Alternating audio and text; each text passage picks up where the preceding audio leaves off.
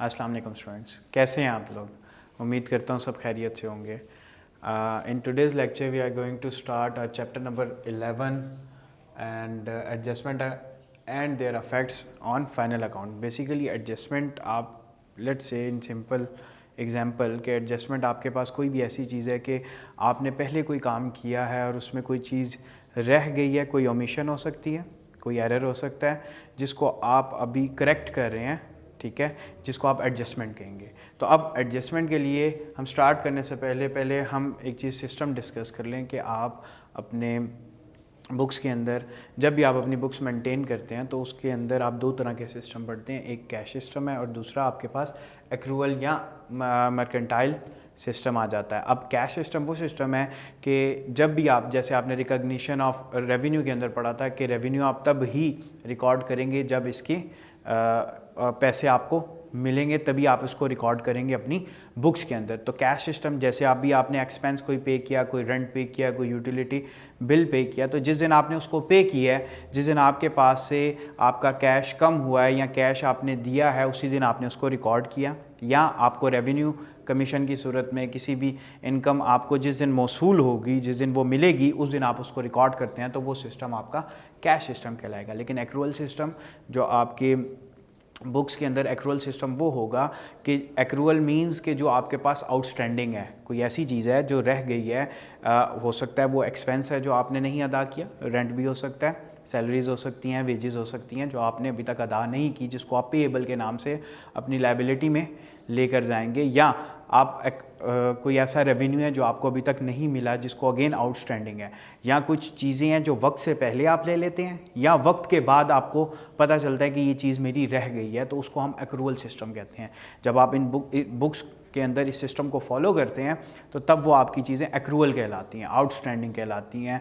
Outstanding हो गई या पे इन एडवांस हो गई या प्रीपेड हो गई, यानी जो चीज़ें आपके पास एक्रूअलिटी शो कर रही हैं। यानी बुक्स को आप दो तरीक़ा से फॉलो करें, एक तो जिस दिन आपने उसको अदा कर दिया वो कैश सिस्टम में आ गया, और जो चीज़ें रह गई हैं, लेट्स से कि आपने कुछ सेल किया, ऑन क्रेडिट बेसिस किया, तो उसके पैसे आपको अभी तक नहीं मिले, लेकिन आप अपनी बुक्स में उस सेल को ऑन क्रेडिट बेसिस रिकॉर्ड कर लेते हैं, तो ये आपका एक्रूअल सिस्टम में आ जाता है, यानी ये सिस्टम फिर एक्रूअल कहलाया जाता है।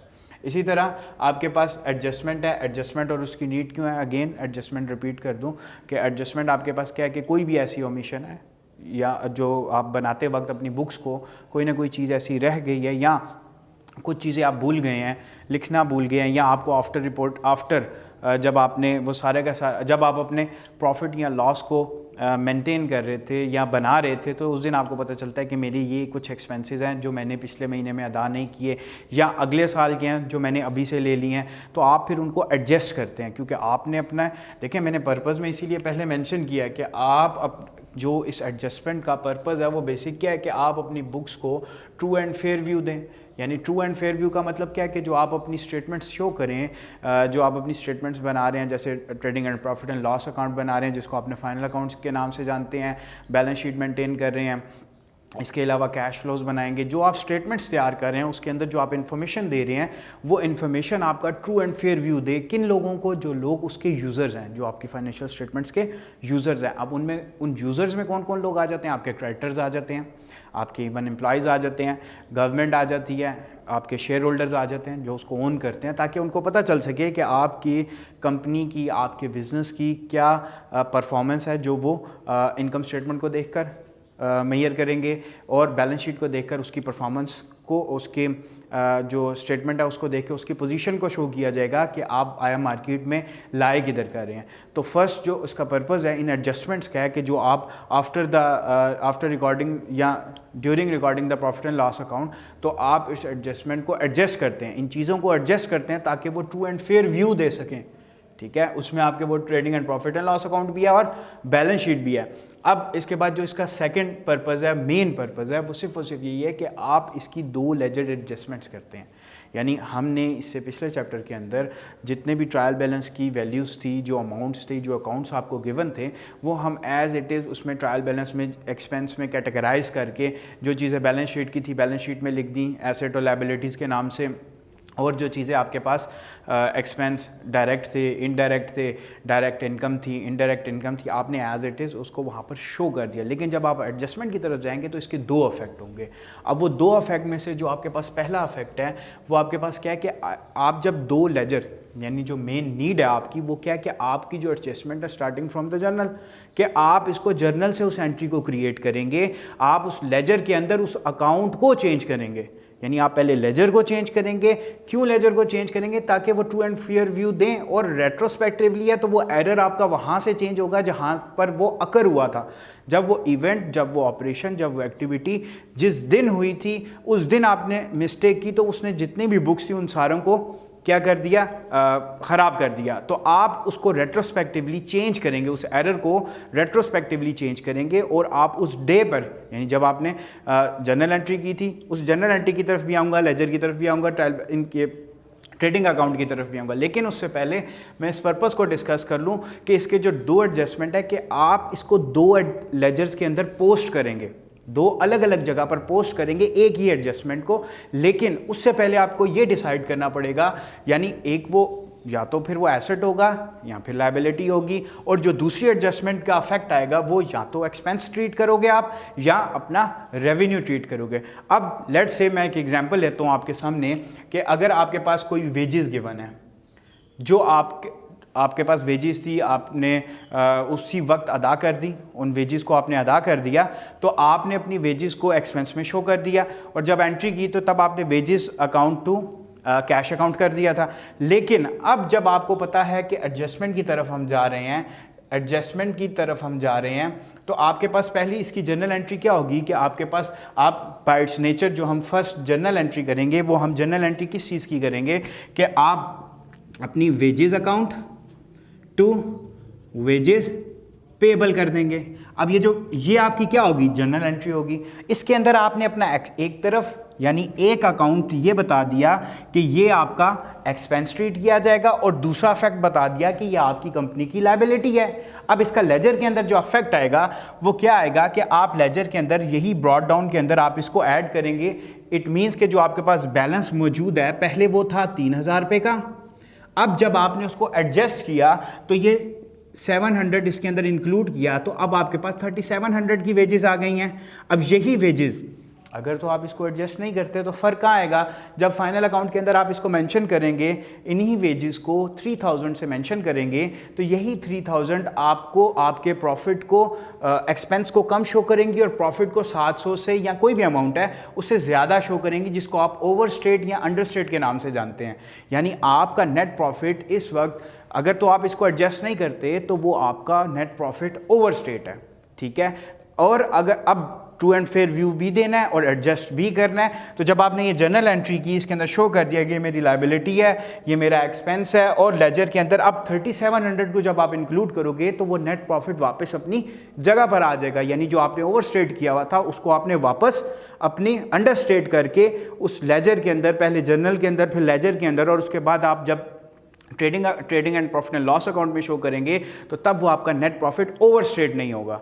जब ओवरस्टेट नहीं होगा तो तब वो आपका ट्रू एंड फेयर व्यू देगा। जब ट्रू एंड फेयर व्यू देगा तो आपको पता है कि आप इसकी फर्स्ट कंडीशन यानी फर्स्ट पर्पस को आप क्या करोगे? फुलफिल करोगे। जो किसी भी स्टेटमेंट का फर्स्ट पर्पस है कि आपने हमेशा ट्रू एंड फेयर व्यू देना है किसी भी ट्रांजैक्शन का, किसी भी इवेंट का, किसी भी ऑपरेशन का। अब ये नीड क्यों था वो आपको मैंने बता दिया कि आपका नेट प्रॉफिट ओवरस्टेट हो सकता है या अंडरस्टेट हो सकता है। लेट से आपने रेवेन्यू था जो आपने अभी तक रेवेन्यू था जो आउटस्टैंडिंग था, जो आपने अभी तक नहीं लिया था, तो आपकी जो इनकम थी, जो आपका नेट प्रॉफिट था वो अंडरस्टेट शो हुआ था। अब जब रेवेन्यू को आपने उसमें एडजस्ट कर लिया तो अब वो रेवेन्यू वापस अपनी जगह पर आ गया। यानी दो चीज़ें बता दी ना, एक एक्सपेंस और एक इनकम है। अब अगर एक्सपेंस जैसे ये वेजेस थी, पेएबल थी, आउटस्टैंडिंग थी, आपने इसको एडजस्ट किया, वो नेट प्रॉफिट ओवरस्टेट से वापस अपनी जगह पर आ गया, ठीक है। और अगर रेवेन्यू थी तो वो रेवेन्यू आउटस्टैंडिंग थी, आपने मेंशन नहीं की हुई थी, तो वो आपका जो प्रॉफिट था वो अंडरस्टेट शो हो रहा था। और जब वो अंडरस्टेट शो हो रहा था तो तब आपकी कंपनी को ज़ाहिरी सी बात है कि वो लॉस ही यानी कंसिडर किया जाएगा कि ये 700 आपको नहीं मिले। तो जब आप उसको एडजस्ट करेंगे, ट्रू एंड फेयर व्यू की तरफ आएंगे, तो तब जो आपका प्रॉफिट होगा वो ट्रू एंड फेयर व्यू देगा। अब इसी से आगे जब हमने इसके पर्पस डिस्कस कर लिए, इसका इफेक्ट डिस्कस कर लिए कि इसके दो इफेक्ट होने चाहिए, अब इसकी टाइप्स की तरफ हम आते हैं। फर्स्ट वन टाइप है आपके सामने एक्रूड,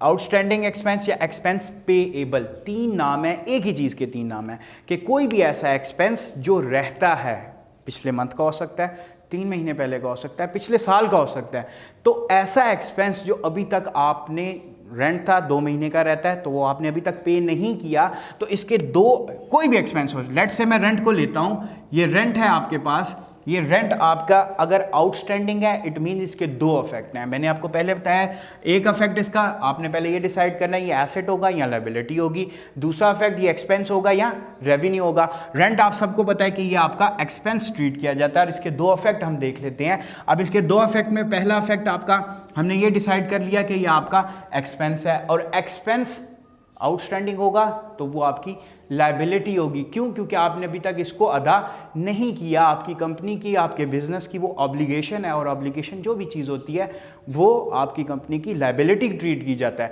तो अब इसका एक अफेक्ट हमने कर लिया कि ये एक्सपेंस है और दूसरा इफेक्ट हमारा कहाँ पर आ गया कि ये हमारी लायबिलिटी है। अब यही लायबिलिटी आप कहाँ पर शो करोगे? अपनी trading and profit and loss account में शो करोगे और लायबिलिटी को अपनी बैलेंस शीट में शो करोगे अपनी करंट लायबिलिटी के नाम से। अब शो करने के हद तक तो आ गया। लेट्स से मैं आपको विद एग्जांपल बता देता हूँ कि आपने अपना indirect expense trading and profit and loss account में जब मेंशन किया तो तब आपने रेंट की कोई अमाउंट लिखी हुई थी, लेट्स से वो 1000 थी।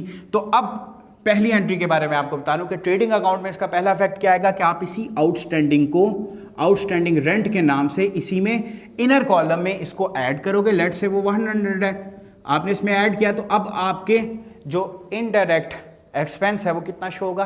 1100 का। और बैलेंस शीट में इसका इफेक्ट कहाँ जाएगा कि आप अपनी लायबिलिटी साइड पर, इस लायबिलिटी साइड के नीचे आप इसको आउटस्टैंडिंग लायबिलिटी के नाम से सिंपली 100 मेंशन कर देंगे कि ये मेरा आउटस्टैंडिंग रेंट रहता था, जो मेरी लायबिलिटी आप वहाँ पर मेंशन कर देंगे।